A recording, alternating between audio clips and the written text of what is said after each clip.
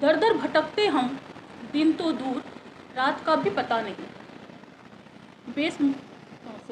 बेमौसम की आफत, अलग से जी का जंजाल, तड़पते हुए मरीजों को देखना, उसकी बढ़ती कराहट, तीमारदारों के लिए पल पल का भारी होना, व्हील चेयर और स्ट्रेचर के लिए मारा मारी, डॉक्टर को दिखाने से लेकर टेस्ट और दवाई की लंबी कतारें, परेशान तीमारदार, हर वक्त आशंका और डर, क्या ही हो जाए कुछ पता नहीं।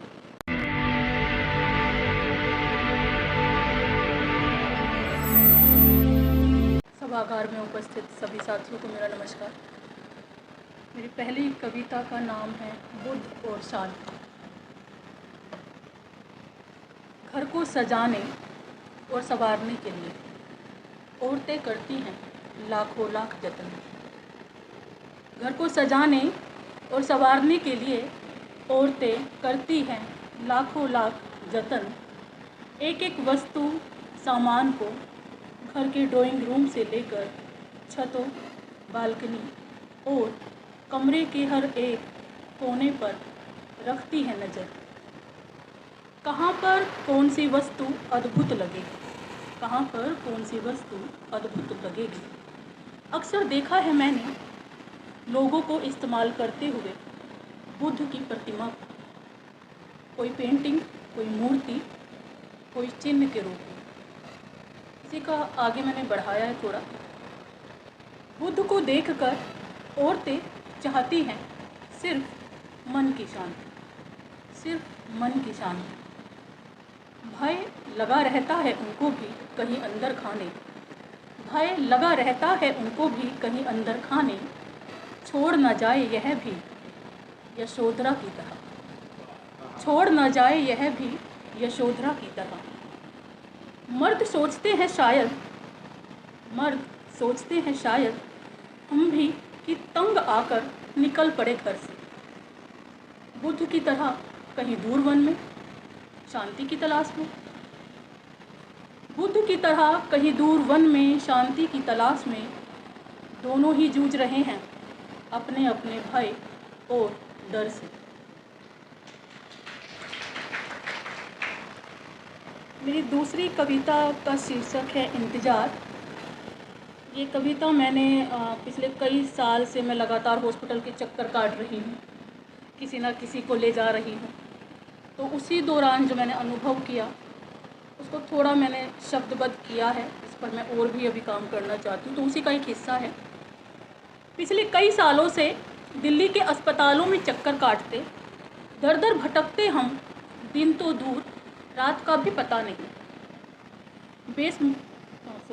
बेमौसम की आफत, अलग से जी का जंजाल, तड़पते हुए मरीजों को देखना, उसकी बढ़ती कराहट, तीमारदारों के लिए पल पल का भारी होना, व्हील चेयर और स्ट्रेचर के लिए मारा मारी, डॉक्टर को दिखाने से लेकर टेस्ट और दवाई की लंबी कतारें, परेशान तीमारदार, हर वक्त आशंका और डर, क्या ही हो जाए कुछ पता नहीं। रोते बिलखते लोग कुछ ढांढस बधाते, रोते बिलखते लोग कुछ ढांढस बधाते, कुछ अनहोनी की कल्पना से विचलित होते। अक्सर इन अस्पतालों में पुरुषों के साथ महिलाओं को, अक्सर इन अस्पतालों में पुरुषों के साथ महिलाओं को जूझते, खींचते और संघर्ष करते हुए देखती हूँ। अपने धैर्य और धीरज का परिचय देती हुई ये महिलाएं, जो अक्सर अपने पति से सुनती हैं, तुम दिन भर करती ही क्या हो, तुम दिन भर करती ही क्या हो। एक और सुना दो। मेरी तीसरी कविता है बेमौसम बारिश और किसान। अब की बार की फसल तो ढह गई, अब की बार की फसल तो ढह गई, बारिश ने इतना फटकारा कि झड़ गई। गेहूं की बालियों में जरा सा दूध उतरा था कि बारिशों की बूंदें पत्थर सी पड़ गई। जैसे फसल नहीं, एक दुनिया ही उजड़ गई। ना छत पक्की होगी, ना डोली उठेगी, उम्मीदों पर बिजली सी पड़ गई। कर्ज ज्यों का त्यों रहेगा, ब्याज नहीं चढ़ाई चढ़ जाएगा। दुनिया हमारे दुख से अनजान है, दुनिया हमारे दुख से अनजान है, हम इस देश के अभागे किसान हैं। कोई अपनी आई मरेगा, कोई बेआई मरेगा, धर्म संस्कृति राजनीति फलते लहलहाते रहेंगे। मरेंगे तो मरेगी तो फसल मरेगी, मरेगा तो किसान मरेगा। मरेगी तो फसल मरेगी, मरेगा तो किसान मरेगा। दुनिया हमारे दुख से अनजान है, हम इस देश के अभागे किसान हैं। दुनिया हमारे दुख से अनजान है, हम इस देश के अभागे किसान हैं। धन्यवाद। अगर आपको लगता है कि हमारा काम बहुजन समाज के लिए महत्वपूर्ण है, तो आप हमें आर्थिक सहयोग के लिए सीन दिखाए गए QR कोड स्कैन और फोन पे और गूगल पे और UPI और बैंक अकाउंट में कर सकते हैं।